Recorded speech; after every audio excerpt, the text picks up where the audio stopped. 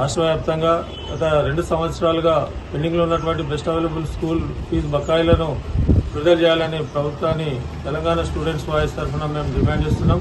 గత మొత్తం రాష్ట్ర వ్యాప్తంగా 237 పాఠశాలల్లో 25,000 మంది విద్యార్థులు బెస్ట్ అవైలబుల్ స్కూల్ స్కీమ్లో భాగంగా చదువుకుంటున్నటువంటి పరిస్థితి ఉంది. ప్రతి ఏటా ప్రభుత్వం విడుదల చేయాల్సినటువంటి బెస్ట్ అవైలబుల్ స్కూల్ ఫీజులు ప్రభుత్వం గత 2 సంవత్సరాలుగా విడుదల చేయకపోవడం వల్ల దాదాపుగా మొత్తం 200 కోట్ల రూపాయలు ఈరోజు బకాయిలు ఉన్నటువంటి పరిస్థితి ఉంది.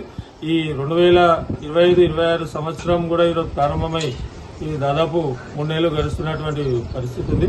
అయినా కూడా ప్రభుత్వం ఇంకా బకాయిలు విడుదల చేయకపోవడం మూలంగా సంబంధించినటువంటి పాఠశాల యాజమాన్యాలు విద్యార్థులకు ఇవ్వాల్సినటువంటి పుస్తకాలు కానీ, అదేవిధంగా యూనిఫామ్ కానీ, అదేవిధంగా బస్ సౌకర్యం ఇవన్నీ కూడా ఇవ్వనటువంటి పరిస్థితి ఉంది.